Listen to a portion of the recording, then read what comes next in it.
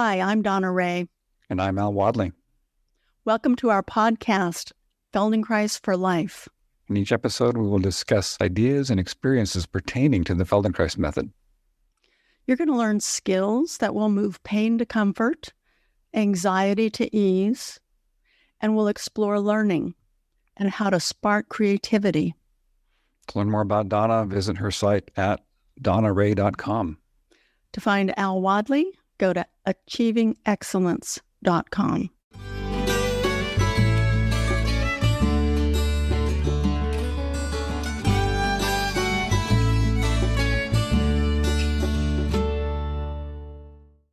Hey, Donna. Hi, Al. So good to see you today. Good to see you, too. It's been a minute. It has been a minute. We've both been busy, and it's great to reestablish contact and feel immediately familiar and at ease with you. Indeed. So we're going to talk about something we've talked about before, and I think we're going to do it a little bit different way this time. We're going to talk about habits. Yeah, habits, how we form them, how we break them, the meaning of them. It's such a big topic, and it's a very important topic related to the Feldenkrais Method, because in the Feldenkrais Method, we're looking at minute movement pattern habits and how to break them up and reestablish new habits and movement that give us greater efficiency of motion, which relates to our mood, our emotional state, our feelings of confidence, motivation. It's such a large playground too. Because I like what you said there, because you said in the Feldenkrais Method, we're working with our habits, we're changing them. And at one level, we're talking about changing our behaviors, how we move through the world physically, which could be how we, shake hands with somebody, how we reach for something, how we walk across the room, sit up or sit down, all kinds of different things at a behavioral level. And then you went up a little bit to a higher level, maybe a higher logical level, which is saying, well, this brings value to us. We start to develop confidence and competence in our actions. And this comes through in a way we communicate, the way we move, and how we feel about ourselves, which can have an influence on who we are. So I am a person who moves well. I'm a person who is comfortable and flexible. I'm a person who's responsive. I can change and adapt to different situations. So the Feldenkrais Method affects all these different levels because our motor patterns go through every aspect of our lives. When we improve them on one level, we're improving them on all these other levels. Yeah, I love how you just jumped to self-identity. Dr. Feldenkrais referred to that as self-image and how the self-image changes. But it's self-identity too, how we describe ourselves, the words that we use to say, hey, I'm a fit person, or, I'm a lazy person, or I'm a couch potato, or I exercise every day and I feel great, or sometimes it's distinctions like I want to do a cardio exercise every day because it's good for me versus I'm a fit person and I exercise regularly and I love it. It's like there are like these goals that are super specific. I walk every day after dinner because it's good for digestion and blood sugar. Or I walk every day after dinner because I really enjoy it and I know it's healthy for me and my partner to go for a walk. Yeah, so you're alluding to motivation and how motivation works at these different levels. So if you just go, I have to go out for a walk, and that's it. I have to go out for a walk because somebody told me to do that because it's good, it's supposed to be good for me. It's very different than what you're saying. I want to go out for a walk because I know it's good for my digestion to go out for a walk afterwards. Or I want to go out for a walk because I get to be with my partner and be outside in nature. So if you are approaching a level like this, then you have a different quality of motivation. Yeah, or I go out for a walk because I know I'm going to feel really good while I'm walking and see the beauty of the sky overhead, the flowers on the pathway, a mountain view, ocean view, valley view, whatever it is you get to look at, or houses around you that are decorated in different ways, whatever it is, there's an enrichment when you go for a walk if you pay attention. And you even get your endorphins raised. We know there's biochemistry change or all these things. So if you're focusing on the happy beauty of the walk rather than I need to go for my walk today, it's a completely different experience. Yeah. So let's take a hypothetical. Let's say somebody wants to start, a new exercise program. They got some things they need to work on in their health. So how would you recommend somebody get over that hump? Use that effort. Take some effort to start something new like that, to start to build a habit around it. It's like, what do you think that person should do to help get themselves started? We've alluded to some things here by talking about the values aspect of it. So what do you think about that? What would be your recommendations to somebody? Oh, yeah, that's a good question. Well, partially, I'd have to say it depends on the person. But in general, I would say, let's just take walking as an example, because it's something that's so good for people. And for most people, it's accessible. So I would say, try to do it at the same time every day. So let's say you choose to do it in the morning. So create a morning ritual. You have your coffee or your tea or whatever it is. You might have your smoothie, or your breakfast, and then go for a walk and go for a period of time that's pretty comfortable. So I often say take 10 minutes, 20 minutes, half an hour. Choose a period of time that's easy to do for you so you don't feel too taxed in the beginning. But do it. It's like do it no matter what. And then, and if this is the funny thing, we know that establishing habits takes different periods of time for different people. So it can be that it takes 10 days, 21 days, 30 days, 200 and some days to feel that you go for that walk without any emotional friction, that you just do it. And that's effortless. Then it's really a habit. So some people are going to feel more emotional conflict or friction about taking the walk than others. And I believe that if you establish a habit and you do it enough times, you think about it less. There's less consideration going into the walk. And to me, there's some freedom in that. It's in a way, there may be less freedom because you're not deciding every day to do it or not. You're just saying, I've established a habit pattern that I'm going to do. And you don't think about it. But to me, that's actually spontaneity and it feels really good. What do you think about what I'm saying? I think you're spot on. I think this whole idea of reducing the friction, the emotional friction when starting something like that is important. And I like what you alluded to. Well, you didn't allude to it. You said, take a chunk size of walking that you can do. So if you can work in like 10 minutes for a walk, then you do 10 minutes. You can set your timer for 5 minutes. So you walk for 5 minutes, and then the timer goes off and you walk back. So starting with a chunk size that is achievable for you to do. If you got tight time frame or you've been out of shape and it's difficult to walk very far, then do a smaller chunk till it becomes easy and more second nature. And then you can expand it a little bit, make it a little bit bigger chunk, or maybe go out for 2 walks in one day, that kind of thing. And I think that's important. This whole idea of chunking things down into more achievable pieces makes it a lot easier to reduce that emotional friction and be able to start to establish these good habits. I think you're spot on with that. Yeah. Yeah, I think that's in keeping with the Feldenkrais method also. So we've worked with so many thousands of people, and I've seen time and time again that people will decide that they're going to exercise or walk, and they set the goal too high. So it's like an hour a day, I'm going to start tomorrow. It's too much for them.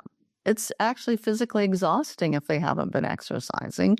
And then they build up more resistance because they don't look forward to it. So, or if they have a physical difficulty, any kind of discomfort, if you do too much all at once, it can exacerbate the problem.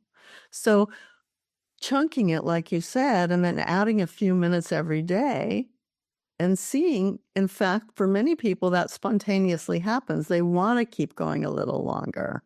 So to work with this enjoyment of the task rather than a goal set that's going to be difficult to achieve makes so much more sense.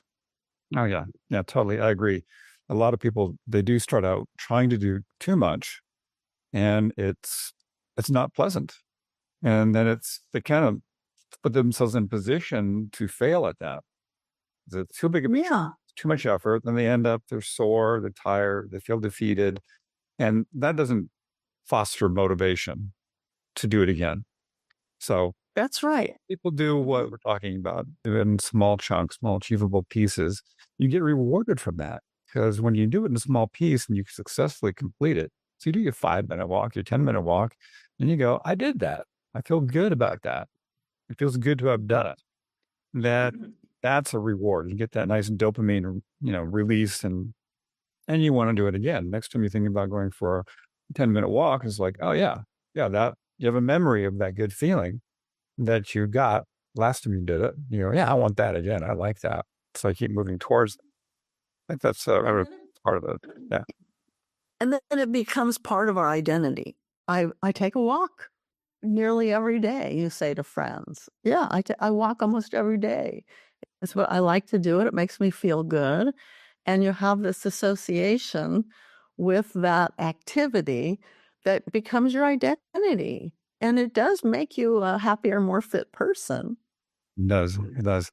Another aspect that popped into my head while we were talking, which is this is Feldenkrais concept of, how much effort you put into something and how much you can be aware relative to the amount of effort you're putting into something. It's called the Weber-Fechner law in physics. And I think this applies to learning, and it applies to establishing new habits too.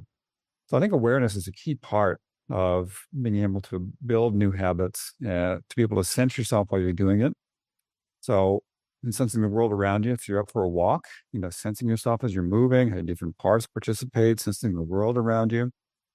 If the walk is so strenuous and so effortful that you can't sense yourself or take in the sensory information around you, then it's too much.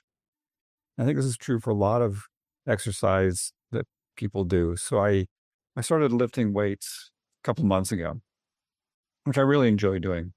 I use the Feldenkrais principle of this. And so I make sure that I don't do so much weight that the effort overrides my awareness. So I can maintain the quality of awareness. I can sense my skeleton, I can sense my jaw, I can move my attention around and sense myself as I'm doing this weightlifting and not putting so much effort into it that I obfuscate these really important quality sensations. So I keep that ratio at that level where I'm aware of myself and I'm comfortable, it's pleasant, it's a little bit effortful, but not so much that I lose sense of myself. And for me, that really amps up the pleasure of the whole experience. Yeah, that's what I was going to underline. So when you bring awareness into the activity, if it's lifting weights or if it's going for a walk, it creates observation of yourself and your surroundings, and you can make more distinctions. And that's a lot more enjoyable than if you're just plodding along. So my neighborhood's kind of hilly, and I can take a route where I go up the biggest hill when I come back to my house, or I can start by going down the hill. So I alter that, and I take different routes around the neighborhood too. But I like when I come up the hill, that's, it's not a huge hill, but it's significant. I often walk a certain part of it up the hill, facing forward, and then I'll turn around and walk backwards. And then I can look at the view. I can actually see the ocean. That's a lot of fun. So if I'm walking backwards on the hill, I can look at the ocean, but it's really fun to change it up and walk backwards and then turn around and walk forwards again, and to sense how my gait changes after going backward and forward, and even how the muscles engage. It creates a playful kind of self-experimental attitude toward the walking. And, sometimes I jog a little bit down or up, change the rhythm, the speed, just like we do in our awareness for movement lessons. So you bring your attention to this or to that and change the speed, change the rhythm, change the directionality. It just makes it so much more fun. I agree. Yeah, you're introducing variations, small Mhm. variations, sometimes big variations into the way you're doing it. And it heightens your awareness and it heightens your fun of what you're doing. And I think that's one of the key things we learn doing awareness through movement lessons. We learn to move our attention and sense ourselves, and we learn how variations, exploring variations, improves the quality of our experience, the quality of our movement. So, I mean, what you're describing essentially is doing an awareness to movement lesson while you're walking. You probably notice as you do that that your gait changes. You probably feel better and move better and see the world in a new way. Done. So that's a beautiful thing. That's Yeah. something of any other system that teaches this kind of awareness other than Feldenkrais awareness through movement. Do you know of anything else other than our system that teaches this kind of awareness? Not to this level of the distinctions that we make are so amazingly they can be minute, and then you have a leap into an integrated quality of movement that gives you a sense of harmony. So I don't know of anything else that does this. No, I nothing. No, and we've tried a lot of things, both of us, many, many, many methods to see and to compare. And I haven't found another one. yeah. Yeah. So if people want to really improve themselves in whatever domain they're interested in, whether they're walking or weightlifting or doing yoga or surfing or whatever, having Feldenkrais method practice as part of that is going to heighten their awareness, heighten their sense of self, and heighten their ability to learn and set a trajectory of improvement in whatever domain their interest is in. Hmm. Yeah, and let's bring that back to establishing a habit. So Um, something I like to do, I get up in the morning and I have a place that I go in the house. That was really important.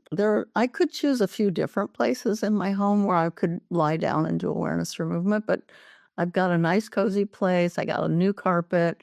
I love lying down there. It's next to my fireplace. It's winter in San Diego, which is a laugh for most people. But I turn the fire on, lay on my nice carpeting, and then I actually listen to recorded lessons because I feel like I can then just give myself to the person that's guiding me. I often listen to myself. Sometimes I listen to you. I like our teaching the best, to tell you the truth. I also there's a few other people too, but I have my biases. So you want to establish a habit of doing awareness through movement and some lessons. I have them on my phone so I can just pull out my phone, push the button, begin. A lot of times I don't know what lesson I'm going to do. I randomly choose something and I like the surprise. And then usually for half an hour, I do the movements and I'm delighted because I feel calm, refreshed. It brings the nervous system to this nice hum of harmony. I feel like beginning the day like that creates a better day because I'm already in an open, integrated mood. And I'm much more delighted with whatever takes place during the day when I start like that. But doing it habitually is very key. It's like get up, do what you do, lie down, do the movement, find your spot, and do it every day as much as you can. Sometimes we'll have interruptions, but if there's an interruption, then like you said, I go for a walk and I do my awareness work while I'm walking if I need to create some kind of a difference. But if I don't do it now, I feel hungry for it. That is, and then it's like I missed out on something because I didn't do it. I think habit formation is so important. And if you look at learning and habit formation, we're talking about the nervous system. And so when you start to establish a pattern, you're using the neuroplasticity of the nervous system. It's almost like a magical quality. You're changing your neuronal firing patterns. And that's kind of amazing, isn't it? So you're priming yourself to want to do things that you enjoy and it benefits you. So why not use your brain and nervous system to its best, which means you're using yourself. Yeah. I like what you're saying there. And um, I do most of my ATM practice at night before I go to bed. And I like that, the last message I give to myself before I get in bed is a Feldenkrais lesson. Calm nervous system, integration, awareness, and then let sleep, help further integrate that. And I think people are starting out, maybe they wonder, well, how am I going to get a half an hour? How do I add a half an hour to my busy day to get in a Feldenkrais lesson? And, my thinking of that is, like you said, just do it, just make time for it. And also, maybe you go to bed 15 minutes later, maybe Mhm. 15 minutes less of television. Mhm. And you give yourself that little bit extra time to do a 30, 40-minute lesson in the evening, or you get up 15, 20 minutes earlier in the morning. Mhm. Once you start doing it, you Mhm. feel the habit of wanting more of it. So Mhm. it feels good. You're building a habit of learning. You're building a habit of self-improvement and self-awareness. First of all, I agree with what you're saying is like establish the habit pattern, whether it's morning, afternoon, or evening, and you can always add a lesson. And maybe it'll take 15 minutes away from your sleep. And the thing that came to my mind that I got a little excited about is that, for a while, I interrupted my good practice and I was looking at my phone first thing in the morning. And it would eat up so much time that sometimes then I wouldn't have time to do my awareness for movement and my morning practices that make me feel so good. And I wouldn't feel particularly good about what I was looking at on the phone. It didn't matter. Instagram, Facebook, emails, texting, all of it's total distraction and nothing I needed to do immediately in the morning. I realized in a relatively short period of time that it was very disturbing for me and it wasn't setting a comfortable tone of the day. So I just don't do that anymore. And I've decreased my screen time tremendously and I feel so much better. And I know this is a pervasive problem for people, but we've got to break the habit of picking up the phone and being so attached to that screen. Mhm. I'm totally with you. Yeah. And it's a nice contrast of a habit that doesn't serve us well compared to like building a habit of some kind of exercise, walking or doing Feldenkrais lessons in the morning, afternoon, or evening. That's big contrast because one of them really supports life. The other one detracts from it, creates anxiety, and is not a healthy experience. I'm, of course, referring to the phone. And that, yeah, I do the same thing. I don't look at my phone first thing in the morning, except maybe if I'm going to do an ATM, I pull up that ATM and that's it. But I just avoid the social media stuff. It's too easy to get sucked in. I just don't like it. I don't feel good when I'm looking at it or when I'm done looking at it. So I'd rather just have a real life experience. Yeah, me too. I feel that way too. I don't look at it before I go to sleep at night either. I like to read, but I just read. I don't look at phone information. But yeah, so like Kindle reading to me, with the way the screen is made, is soothing for the eyes and it's comforting for me to read on a Kindle. But yeah. So anyway, I hope that our listeners will really consider breaking habits, habit formation, goal setting. And I think this is a topic that's actually worthy of returning to, over Absolutely. and over again. Keep in mind that it's your nervous system. You are your nervous system, but you are changeable. You're so That's right. changeable. You can change yourself with good habits. Might seem a little Yeah. Yeah. paradoxical. And we're talking so much about movement and this changes how you speak about yourself and other people. So that's another way that you can become aware of habits. How do you talk about yourself? How do you see yourself? Very important because we react and respond to our own thoughts and of the verbalization of who we are and what we say to people. And then people react to us according to what we've said about ourselves. So there's so much power in the examination of language and our reality. Yeah, totally. Totally. So So we'll maybe make a habit out of talking about habits.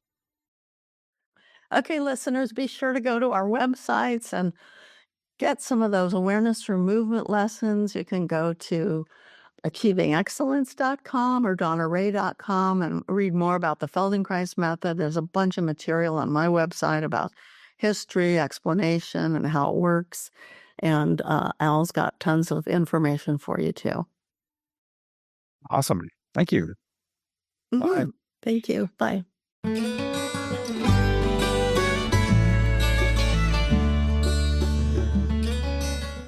If you'd like to follow up with a question, send an email to info@feldenkreisforlife.com. We would love to hear from you. You can learn more about us on our websites. You can find Al at achievingexcellence.com. You can visit my site to join my classes and reach out to me for private lessons online or at my Longmont studio. You'll find my store, Feldenkrais store, there as well. We can purchase books, audio products, and videos. Donna's website is donnaray.com.